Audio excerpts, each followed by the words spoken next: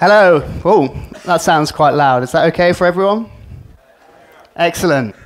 So, today we're going to talk about everyone's favorite place to work, the enterprise. Whee! So, I am a long-term enterprise sufferer. I have, until recently, spent my entire working life in the enterprise. And as a result, I have quite a few stories to tell that I'm going to share with you today. So here's a quick outline of what we're going to go through. We'll do a quick intro. I will tell some stories. It's going to be a pretty light-hearted talk. It's going to be stories from my own personal experience. They're not objective in any way. They might be opinionated. They're going to be my own take on things. But most importantly, if you're looking for a magic bullet on how to solve the problem that is the enterprise, then I don't have this information. If I did, I would be a very rich man, and I would probably be in Hawaii doing very expensive consultancy work. But yeah, so for each of these sections you can see here, I'm going to tell you what I would do differently if I was in that situation again, and also what you guys might be able to do if you find yourselves in similar situations. So I'm going to start with a story. The year is 2006, and I am a young, naive junior developer, and I'm very excited. I'm very excited, ladies and gentlemen, because I've discovered a new technology. It's brand new, it's shiny, it's called Ajax. And it's going to revolutionize the way me and my team work. And I have built an auto-completing drop-down, state-of-the-art. As you type, things happen and fill out. It's going to be 10 times faster than the UI that we currently use. So I take this to my architect and my dev manager, and I sit down in front of them and I show them. I say, look at this. Look at that. Isn't this incredible? You haven't seen anything like this before. You know, when can we put it in? We were using it in our admin kind of developer-facing suppliers of the system. And so I was like, come on, we need to give this to our customers. When can we do it?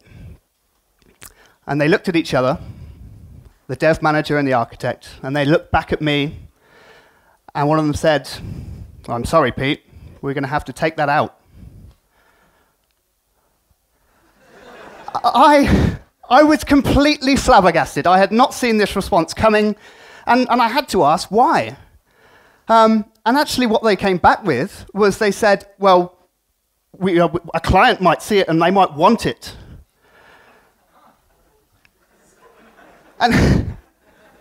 And again, surely this is what happens. You developers build something that's kind of cool and new, and then it gets bedded in, and then eventually your clients benefit from this functionality that you've built. But for some reason, it was either too new or scary, and they were very risk-averse. And so that was it. The decision was made, and it wasn't going to get used. It was going to go no further. And so that was kind of my harsh introduction to the world of the enterprise. And it was at that point that I realized that life as a developer wasn't going to be as straightforward as I had envisaged as a student. Now, how many of you work in enterprise or line of business applications? Good, good. And how many of you have heard or something similar to the line of the title to this talk when you've been in a similar situation? A few more. And how many of you have given that advice to a junior or told them to do that they are not allowed to use something new or modern? There's got to be a few brave people owning up there. But regardless of your position within the enterprise, I'm sure you can all agree that it can elicit a wide range of emotions. So obviously, we've seen confusion here. We've got fear, delirium. But most of all, frustration. I don't think there's anyone here that's worked in the enterprise that hasn't been, at some point or other, incredibly frustrated with their job and their peers, and particularly their management. This is totally getting in the way of my drinking. So what can we do about it? If we encounter such frustrations, what are our options? Well, first we need to understand why enterprise is what it is, and how it can be different from, say, if you're working for a bespoke software vendor or a team producing a well-known product with its own kind of release cycles.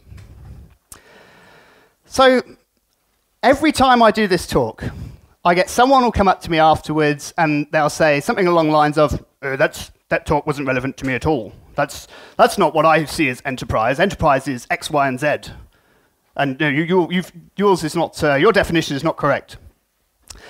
Well, the truth is, it is a very overloaded term, I will admit. But I've attempted to kind of put down some vague semblance of a definition around the enterprise.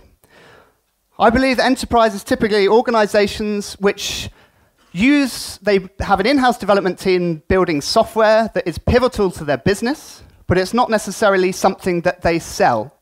Companies like this typically will experience the kind of enterprise bureaucracy.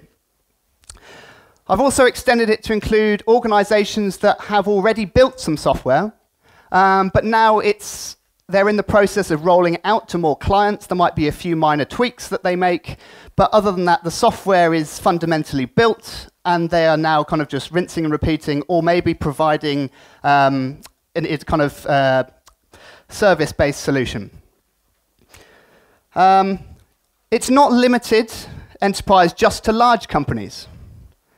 Large companies have their own particular problems, but often they can kind of throw resources at problems. It doesn't always solve them, but there is a particular set of enterprise issues that only occurs in large organizations.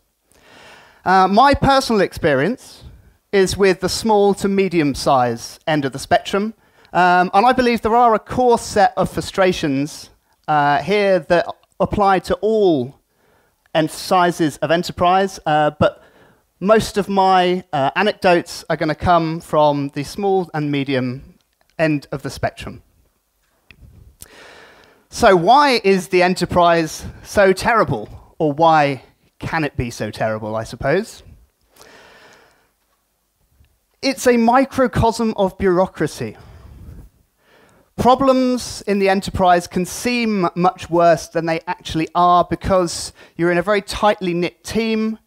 Everyone shares the same frustrations. They bounce off each other, different members of the team, and they magnify. And it kind of simmers away, and you get this kind of discontent boiling in the background.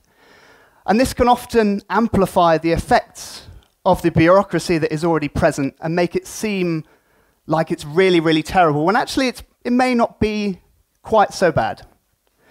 The enterprise and startup are actually intertwined. The bureaucracy of enterprise can form if you don't correctly manage coming out of your startup phase. When you're trying to secure your next round of venture capital funding, you're probably not going to be too worried about the quality of your unit tests and all the little fiddly extra bits that are required for software to persist long term. So if you don't go back and address the issues or throw away your code and rewrite it, then there's a very fine line here between enterprise and startup. I believe that enterprise companies, as per my definition, suffer from a lack of competition. Now, this might sound slightly strange, but if you are using a product such as Microsoft Word or Outlook, it's not a big deal to shift to another email client or another word processor. But if you are relying on an enterprise company to provide you with software to which you're paying them yearly license fees, and there has been quite a considerable amount of time invested in building that solution for you in the first place, then there has to be something really, really badly wrong with it in order to justify moving away. because you'd have to find a new supplier and build a whole new system, and it's a very expensive and time-consuming process. And finally, and I think at this point it's worth saying that no one sets out to build bad software. It's not something that anyone ever consciously decides that they're going to do. It happens gradually, and there's a kind of a decline that happens over time. But one of the issues I've experienced is that if a company is meeting their profit margins, if they are meeting the forecasts that have been set out by the board, even though they're making bad software, then they're not going to do anything to change that. We know as developers that writing software well and writing decoupled, loosely, tightly tested code is much, much cheaper in the long run. But there are management overheads. Agile, for example, only works well when the entire company is bought in. Every level of stakeholder is properly invested in the Agile process. And so this might require management training. So to put it simply, writing good software has management overheads that often companies aren't willing to entertain. If they're already making their profit margins, then they have no impetus to do anything about it. So, we all know how easy it is to sit there and say, oh, I know better than those dinosaurs. They should put me in charge. Then they'll see how software is supposed to be written. But the truth is, it's actually much, much more difficult to instigate change in a real sense. It's hard enough as a tech lead or a senior architect, let alone as a regular or a junior developer. So you've pretty much got two options if you're in a really terrible enterprise position. You can leave, and if you do, you've got to make sure that you're moving on to somewhere better. So you've got to know that the frustrations that you're experiencing aren't common to all enterprise organizations, that they're just particular to yours. But the much harder approach is to stay and take control of the situation. This is not easy, but it is possible. So as I go through my stories, I'm going to touch on each one of these in turn and try and show what you might be able to do if your situation is not quite as bad. My stories are going to be pretty bad. But basically, if you think you've got frustrations at work, then you probably haven't seen anything yet.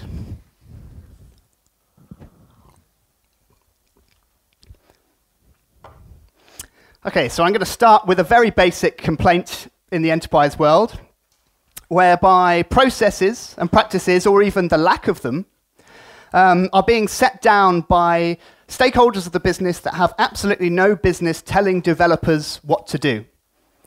Developers should be free to decide on their own practices, whether they want to do TDD, whether they want to do BDD, or even CQRS. This should be a concern of the development team, not anyone else. Now, I did computer science at university, and I was quite a naive young developer. I remember doing some of the assignments we were set and wondering where the emphasis on code quality was. I think maybe one lecture I remember that made any reference to testing or assertions or any of that sort. I just remember thinking how haphazard everything was.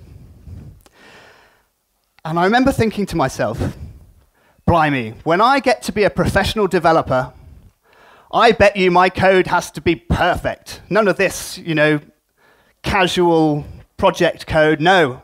If someone's business is on the line, then my code is going to have to be exceptional all the time. Did I mention that I was naive? So imagine my shock when I arrive at my first permanent employment and things aren't perfect. In fact, they are far from perfect. There are no time set aside for refactoring or testing. There are no coding standards to speak of, just these piles and piles of classic ASP. in this web development project. Probably something like 200 to 300,000 lines of classic ASP with no tests or anything. But it wasn't all bad. You know, we had a robust kind of security system in place. We were preventing against SQL injection attacks, so most of the important stuff was there. Now, this system basically employed what I like to call an emergent domain. It's where the domain is not static, but it arises through configuration of the system through often another area of the system. So the idea is that non-coding people can make slight tweaks to the domain as perceived by the end customer. Now, this can be really quite powerful stuff. This particular company had an admin area where you could even change the database schema, and it would kind of regenerate itself in the background. So this was really quite cool. But there was a catch, and quite a big catch. And the fact that all of these maintenance forms you're supposed to use to do your job were incredibly slow. Like, I cannot even begin to get across to you guys how painful this process was. We even had a frame set. And if you wanted to edit multiple things at once, you had to do it one at a time, waiting 30 seconds for each bit to load in between. So, as developers, we would often just skip this process altogether and go straight to the database. And it's worth noting that actually our clients were using the same interface, but for some reason they never complained. It must have been something to do with the industry that we were in. But going to the database and doing things directly obviously has its own problems. You need to have intimate knowledge of the schema, and especially for the younger, the junior devs, you know, they got into all sorts of trouble. But the fact of the matter is that the process, the mandated way of doing your job set down by the management was to use those slow maintenance forms. And what this does is this stifles any innovation that may have happened. You can only build a new maintenance form for your client by tweaking the admin area. So there's no way you can innovate or create new features for a client, and there's no way that this then snowballs on to create better features. And this kind of innovation is what keeps your business going in the long term. And it's also what motivates your developers and keeps them interested in their job. Now, of course, I hated this, being a kind of a hobbyist techie as well. And it's at this point that I realized I'm a very lazy developer. And when I say lazy, I don't mean like I came back from lunch late or cut corners, you know, by being half-assed. I'm referring to this quote here from Philip Lenson. So, being a lazy developer is good because you create things which then make your job easier in the future, which then in turn affords you more time to create little tools, and you get this snowball effect. And it keeps your developers motivated because they can learn new things, and your business is moving forward, and everybody wins. But in this particular case, in my story, the only people who could have done anything about this problem, the developers, had their hands tied by this overly constrained process. And I'm sure all of you can relate to this in some way, maybe not in quite as an extreme way, but this is something that unfortunately most developers are going to experience. Subpar tooling is unfortunately one of those frustrations that is probably going to be present if you leave or if you stay. Most companies are going to have this to some extent.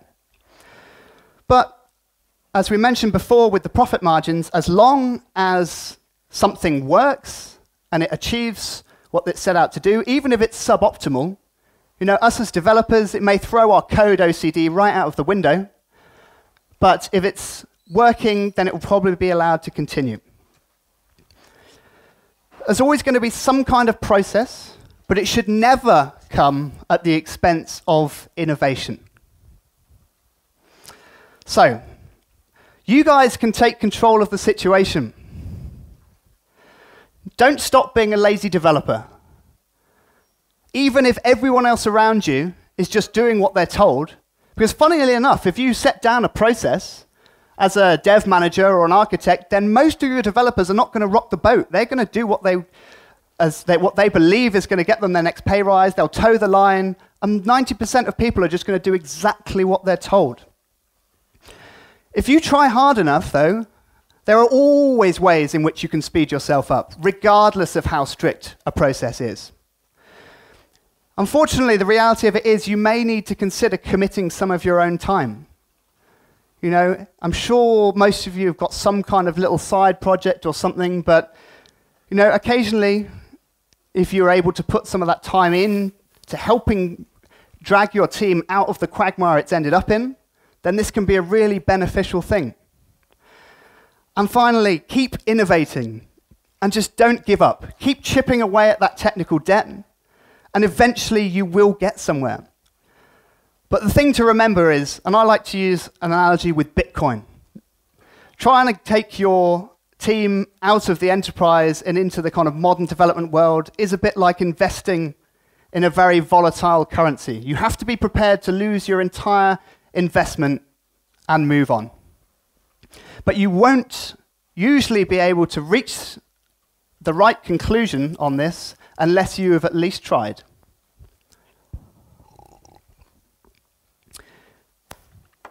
Okay, so let's look at another area where enterprise frustrations arise. And this time, in that term that we love to hate, technical debt. So, I'd been with a company for about a year. This is probably in 2007, around about that time. And the word came down that monumental things were afoot and the company was going to embark on an ambitious upgrade from classic ASP to ASP.NET. You know what's coming, don't you? And this was monumental for the company. This is going to be the single biggest change that this company had ever undergone. And I saw this as my time to shine. I had prior .NET experience, and I also knew that .NET 2 was just around the corner. I persuaded them to hold off for a couple of months, just so they'd skip another release cycle. They seemed pretty happy with this. And so everyone went about their jobs, and time passed slowly, as it does in the enterprise world. But soon enough, we were all called into a meeting. We were told that the upgrade was imminent, and we were all given various MSDN articles to read to familiarize ourselves with the process. So this was quite a common upgrade path at the time. Microsoft obviously had anticipated this. And so there were reams and reams of information available to help us. And I managed to find one of the original documents that I looked at, which sums it up nicely. And I'll read it. It says, I will read it. Most developers will probably choose to rewrite existing ASP applications to gain the performance, readability, and maintainability improvements of the new development environment. Remember, prior to this, we didn't have Visual Studio to work with. We were doing all our stuff in TextPad without any kind of proper debugging tools, you know, proper classic ASP stuff. And this seemed to fit us very well. It was a completely internal process. There were no external deadlines that we were waiting for. The only constraint that we had was that we needed to get it done within the 2 or 3 months of our quiet period when we didn't have quite as many client systems to build as usual. So this seemed absolutely brilliant for us. This seemed like exactly the way to go. But of course, we're forgetting something here. It doesn't work that way in enterprise. So can everyone see this? This is the approach that the company decided to use instead. This is a command line tool that takes classic ASP and outputs ASP.NET verbatim, line by line. So the process began. So this application was run, code went in, code came out. Terribly broken code came out. Like did not compile. Things weren't even converted properly. So a spreadsheet was made. You remember now we can press build and see all of the errors at one time. Isn't this amazing? And we can put those errors in a spreadsheet and distribute them to all the developers and have them fix them one by one, line by line. And so for about 12 weeks, by the time we were done, my life and the life of all the other developers in the team consisted of fixing these compilation errors one by one. And then when that was done, we had to fix the runtime errors as well. And remember, we had no tests. So effectively, what we had to do as a team was hit every single line, every single combination of if and select and or, and everything, this was an archetypal big ball of mud. And as developers, we often make jokes about how our jobs are going to cost us our sanity. But in this instance, many of us actually dreaded coming to work. This was so monotonous. And the fact that we had all this knowledge of how much better we could have been doing this process just added to the frustrations. Now, we did eventually somehow get through it. It was lucky, I guess, that we had lots of developers that had kind of quite intimate domain knowledge. But it's certainly not an experience I would ever like to repeat.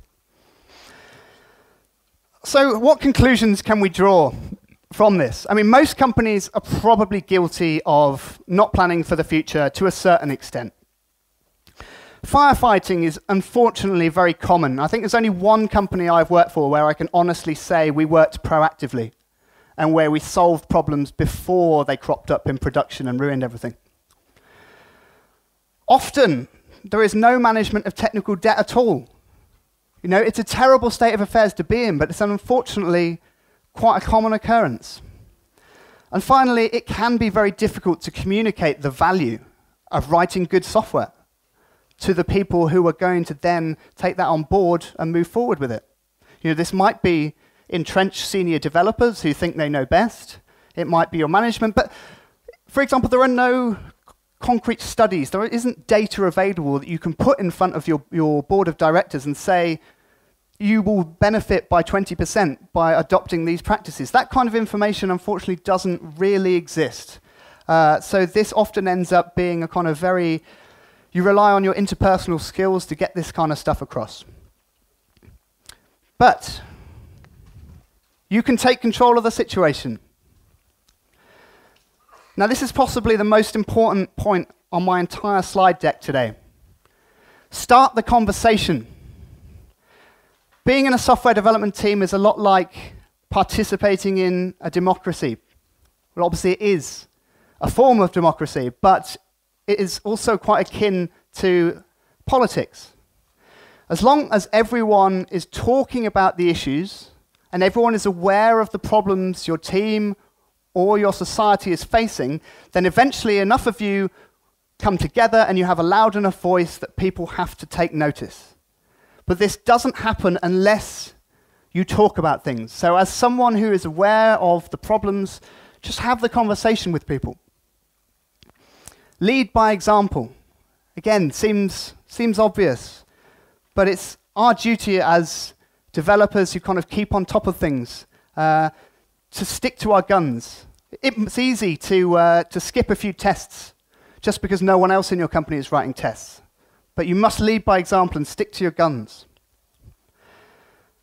We mentioned how there may not be any management of technical debt.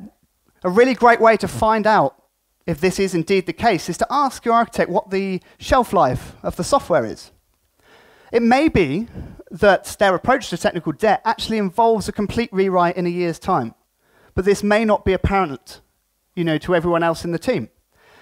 But if they do turn around and go, what do you mean? This is the software, this is what we're doing, then, maybe an indication that you might want to dust off the CV or fish out the number of your favorite recruitment consultant. But as long as there is some understanding of technical debt, then this could well be a frustration, again, that you're going to face anywhere else you go. It may just be a perfectly normal day-to-day thing. Oh, too many. Oh, there we go. So, how many of you have worked for a company that knew best, and there was something that they would just doggedly pursue, and they were like, no, rejecting everything else that all of the rest of the development community was doing because they knew best? I'm sure, yes. Well, I'm sure it was probably something quite complicated, right? Maybe they didn't want to move to Git, or maybe they didn't see the merits of dependency injection or even continuous delivery, for example, but something that's not just completely basic. But unfortunately, companies can struggle with the basics just as much, as you'll see in this story now. So this is in the same company that embarked on the upgrade. And shortly after it was complete, I had an idea for another tool that I wanted to build. Basically, the core business process involved rolling out a system for a new client. That was our bread and butter. That was how most of our money came in. This process involved you would be given a spreadsheet, a data dictionary, of all of the emergent domain configuration that you, as a developer, needed to apply. You would use these awful maintenance forms to do your job. And then at the end, the system, when built, would be placed on some shared hosting with a bunch of other clients that had already been made previously. Now, as the lazy developer that I was, I had this process down to a T. I could do this in a couple of days, and following the process would generally take at least an extra week. And so I really wanted to take this process, take the essence of it, and distill it into a tool. But unfortunately, the powers that be, these guys, again, had a better idea. They had a problem that they wanted to solve more immediately. So that problem was that because we implemented the same system for different clients, 90% of the code between each client system was shared. It was duplicated. So they wanted to take this, and they wanted to solve that problem. So how would you solve the problem of distributing a common set of code, a common set of libraries in a strongly typed system? It's not a trick question. It's literally, you would use a class library, right? You would precompile it into a DLL and distribute that amongst the other sites in your farm. But of course, it doesn't work that way in enterprise. And so the concept of base was born. Now, base is the most difficult thing I've ever had to explain to anyone outside of this company, let alone a conference audience. So do bear with me. So their solution to the problem of distributing this code was to mark this code as base. So it's still there, it's still in your code base, it hasn't gone anywhere, but now you're not allowed to touch it. So rather than, this is how they were going to get around the problem of people making specific tweaks and then things getting out of hand. And at that time, they took 2 or 3 of the existing developers and moved them on to the base team. And they had this brilliant idea. This company had a very benign philosophy that the directors had worked in companies where they were expected as developers to work all hours and to bend over backwards and just generally get the raw end of the deal. And they were very keen that their company was going to be different. So they decided that what they would do is they would rotate the developers in the interest of fairness between the implementation teams and the base team, because they knew that the base team was where everyone wanted to be. And it sounds like a great idea, but in practice it was absolutely terrible. What happened is that every time someone got up to speed, remember, they haven't been doing proper development. They've been tweaking their little maintenance forms primarily as their core aspect of their job. And as soon as they just get to grips with the latest base code, they're moved back to their implementations. And so this caused a big split.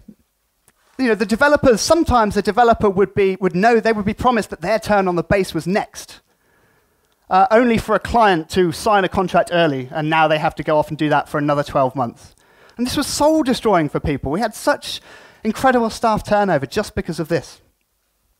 And it wasn't just the developers that were experiencing a split. The project managers had been used to, if a sales guy had promised some functionality that we didn't quite support, previously this wasn't too much of an issue. We could just make a quick tweak, keep track of it in a spreadsheet. They love spreadsheets.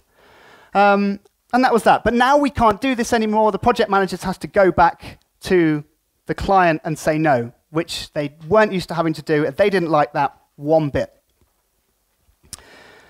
So the base team are working away, and they have no notion of semantic versioning or anything like this, so they are releasing minor versions with breaking changes, which led to all sorts of wonderful things with our deployment strategy. You would have to know ahead of time what version of the system you were going to put a new client on. You would have to know this at the point that the spec was drawn up, because it would dictate what features were available to them through their emergent domain. So what this means is now you can't patch minor things in the system. Remember, you're not allowed to change the base in the code, so if you want to change anything, add any new features, this is now an entirely new project. A project that requires a new spec and at least 2 or 3 months of both a developer and a project manager, just for a minor version increment. I'll just let that sink in a little bit. So I did mention how companies can struggle with the really basic things. So in this case, I'm talking about source control. Now, source control is one of the early points on the Joel test, right? It should be something that even junior developers should have at least some knowledge of. It was about 2008 when we gave up on source control altogether. It wasn't so much a conscious thing as a gradual decline into disuse, but once that decline had occurred, there was certainly no impetus, no rush to put it back again. So what we would do, because we knew what version a client was going to go on, we would go onto the server, find the folder called releases 4.2, and copy that folder, and then use that as a basis to start work. It had been a long time since we'd actually checked in any client code anyway. But it gets better. It gets better. You wouldn't copy this folder onto your local machine. No, no, no. It doesn't work like that in enterprise. The process for setting up your development environment was seen as far too complex and time-consuming for a developer to undertake. Because, you know, they're supposed to be focused on building systems for clients. They shouldn't be faffing around with that kind of stuff. So you would copy this folder to another server, which is in the corner of the office, the development server. And then you would hook in via remote debugging, and you would edit the code in place where it was hosted.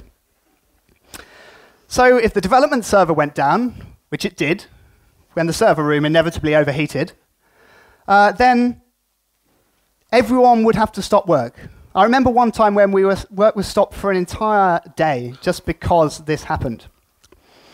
Remember the base team? Well, the no local working policy extended to them as well. So they're building new features, 5 or 6 developers in a room. Now, how many of you are familiar with Google's approach to source control, where they have like a single monolithic code tree? Everyone kind of commits straight to master. There's code in there from various different languages. They have millions of test runs a day, but everyone's working essentially on this same big code base. Now, this is quite similar to what we were doing. All these developers were working on the same code base, the same physical directory on the server. So while this was a pain for us, typically implementations were done with one developer, so it wasn't too bad. But now you've got 5 or 6 developers working on the exact same physical files in the file system. They had to plan their backlog around not having people editing the same files. And as you well know, with the big ball of mud style architecture, this is nigh on impossible. So you have this crazy situation where an operational aspect of the development team is now dictating the architecture and what can be worked on. And so if someone is editing a file, say Sarah has been making a load of changes, maybe she's not too hot with her Control S, so she's not saved her document in 10 minutes or so, and then Bob comes along, and boom, all Sarah's changes are gone. And if anyone gets a yellow screen of death, then that stops everyone working. And can't you be in the office, and then someone would suddenly go, oh, ha, ha, who's broken the build now? Who's broken the site? Own up, own up. And I was just like, no, that's not funny. This is terrible. How have you let this happen? It was quite a stressful time, I have to admit. So the first time I gave this talk, I actually had a friend of mine come up to me afterwards and say, I've got a story for you. His source control for his team was a thumb drive. So you would hold up your hand and go, oh, I need to commit. Who's got the thumb drive? You'd plug it in, do your diff, and then give it back. What I would not have given my kingdom for a thumb drive in this scenario, that would have been the bee's knees, I tell you. So the moral of this story is that you probably shouldn't worry if your semantic versioning system isn't quite right, or you're using NUnit instead of XUnit and it's not to your tastes. There are far worse things that could be happening to your development team.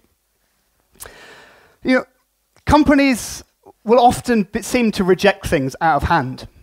It may be, like in the story I told you at the very beginning of this talk, it may be that they just fear the unfamiliar.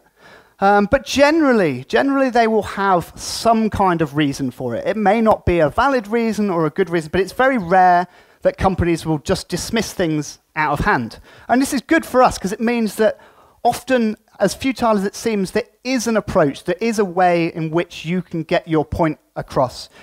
Because let's not forget, as developers, developers who follow the community and know these things, it's our duty to try and pass these skills on to people, even if they don't seem interested or want to listen. And I think that is the essence of the enterprise problem. Individuals will often try and find a clever solution. How many of you have done this? If there was something kind of straightforward that maybe you could use, you could probably have Googled an algorithm, but you've quite fancied trying to solve the problem yourself and coming up with something good. There's a few hands at the back there. But this is a very human thing. This is something that often crops up in software development because there's only just as much that the technology can do for you before you start entering into the realms of interpersonal skills and that kind of thing. But most teams should be able to react quickly to client demands. If you ever find yourself in a situation where you can't roll out a minor version because someone's told you 90% of this code you can't change, then find a new job. Okay, so final section, take control. Share your knowledge. Initially I wrote demonstrate cool things, but I changed it to useful. Make sure if you're showing off technology, like I was, that you are showing the benefits it can bring, as opposed to just saying, oh, look, shiny. If you are going to enter into a conversation with someone about whether or not you should use a particular technology, make sure you've got all your bases covered. Make sure you know why you should use it, as well as being able to tell them exactly what it is and how it can help. Some people may not even realize that there is a coding community out there. Most people will have come across Stack Overflow and places like that, but maybe they haven't quite realized that there are all these people on Twitter who are more than willing to help, owners of open source libraries who you can just get to know and feed information back to. Senior developers often get to a point where they're kind of happy with their lot in life. They may have been at just one company for their entire career, and they're now in a position where they have a fairly cushy job, they don't have to do any crap jobs anymore because they've been there long enough, and they have no desire or interest to move forward. But if you show them that there is an art and a joy to coding, then that might be enough to revitalize them and to show them that it is worth going that extra mile. Now, this is all about fighting the fighting the causes of enterprise problems rather than the symptoms. The fact that your team might be working late nights or struggling to keep on top of their backlog, these are all things that have stemmed from other problems.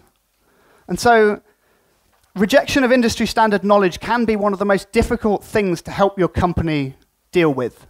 And you need to take the softly approach and kind of chip away at the underlying causes and then endure the symptoms and wait till the point when it will hopefully resolve itself. So I did mention about the people aspect. And there is another fundamental aspect here. I don't have any direct stories in this section, but I have talked a lot about the technical pitfalls of enterprise organizations, but it's worth noting that there are just as many personal aspects that people can get wrong as well. You know, just because you have a good time at work, you may work with a lot of your best mates, and you go to the pub every Friday and have socials and meals, and it's very difficult to leave a job like that. Even if you know that it's the best thing for your career in the long term, it's a very difficult thing to do. It is much easier to stay and have fun, but let your skills fall by the wayside. And of course, this can be a double-edged sword, because if you work for a company where there is bullying, if there are kind of condescending managers, then you know, even if the technical stuff is the best in the world, you're not going to stick around. So don't forget about the people element. Developers, I find, are often treated as a resource. Not as a resource, but as a liability. You know, it's that classic quote of the conversation between the CFO and the CTO, where the CFO says, "What if we invest all this money in training our developers and they leave?" And then the CTO says, "What if we don't and they stay?" So it is vitally important that you empower your developers and give them the resources to innovate and therefore motivate themselves. You know, in the example that I gave you just now, it was exactly the opposite. They were specifically told that they did not own 90% of the code. And subtly, that is an incredible blow to morale and a terrible thing to do. But it's terrible in obvious ways, but there are also those underlying, less obvious ways that it hurts people. This is another of my pet hates, and very typical of the enterprise. It's the rungs on the ladder promotion strategy. Anyone familiar with this? Where you get to a point where people can't be promoted because there are no new responsibilities occurring, so the only way to get a meaningful promotion is for either someone to leave or for enough new people to join underneath you that your rung of the ladder just gets raised up by one. So what happens instead is people get rewarded with pay rises, obviously, and completely meaningless job titles. I worked with a technical architect who reported to the actual technical architect. And their job was to write functional specs. And these specs were actually so detailed that they would tell you, go to this file and edit this method. And it was, why, surely in the time that it's taken you to write that spec, you probably, in a good system, you probably could have done that yourself. And finally, and I don't think anyone does this consciously. I don't think anyone sets out to deliberately, you know, undermine people. But if you've got a cushy position, if you've got some responsibility and a nice job, that your area of your company you're responsible for, you're not going to train someone up deliberately so they can surpass you and take your job. I say it's a very subconscious thing that everyone has probably done at some point. But I say it's down to that kind of fundamental aspect of human nature. On the subject of empowering the developers and human nature, it's a fundamental aspect that the way we learn is by making mistakes. So if you don't empower your developers, if you treat them as a liability, you're essentially saying, I'm not going to give anyone the opportunity to make mistakes, so therefore they won't. And this is completely backwards. You know, people need to make mistakes. You need to give them that affordability so that they can learn and progress. And most of all, and I know that there was actually another talk about this earlier on, which was quite interesting, but you have to be prepared to say no. Uncle Bob's advice is very sound. If someone comes to you and demands that you do something by Friday, if you don't think you can do it by Friday, then you should not be afraid to say no. It's your duty as a developer to say no. Okay, so this is the bit that you've all been waiting for. This is the solution. What is the solution to enterprise development? The problems of enterprise development. You guys are the solution. If the code is bad, whose fault is it? It's all of our fault because we wrote it like that in the first place. Code just doesn't go bad by accident. Someone has to write it bad. So you may not always be able to control what other people do, but you're always in control of what you do. And this is the most important thing you can do to help your enterprise company. Remain true to yourselves, remain true to what you know, and uphold your own standards. Lead by example and don't cut corners in what you know is correct. I mean, it is important though. It's important to note when you have to know when you're beaten. If you are really in a situation like any of the stories that I've described to you today, then that is almost a surefire sign that you should be leaving. You know, at the end of the day, you do need to look out for number one. If you are having doubts, then these could be typical frustrations, but if that little voice at the back of your head is telling you, no, this is not normal, this is not a common everyday frustration, then you need to walk. And finally, this is the golden rule that I swear by. It's the answer to the question of should I leave my job or should I stay? If you are not learning skills that are going to help you in your future career, then you should probably leave. So, change your job or change your job. And that's more or less it. What I can tell you from the net sum of all my experiences is that it does work that way in enterprise if you put your mind to it. You know, people might tell you that you can't, you know, software can't be written well and succeed and make money, but this is complete rubbish. I have worked for companies where I've seen that this does work, companies that have taken the agile approach. There's been buy-in from the entire ecosystem, and it has worked very well. So don't let these people tell you it doesn't work that way, because it does. I'm going to leave you with one final anecdote. I mentioned how I wanted to build a tool to simplify our development process. And I did eventually make that tool through a significant input of my own time. And when it came time to leave, I left it in the hands of the most capable junior on the team. And then a few months later, I met up with him in the pub to just see how things were going. I was like, how's the tool? How is everything? You know, is it really working well for you? And he looked at me and said, well, we don't use it so much anymore. I was like, why not? Why not? He said, the VM that it runs on makes the server room hot. So we turned it off. And with that, I hope I've been able to give you a bit of perspective, and thank you to all the guys for a great conference, and see you around.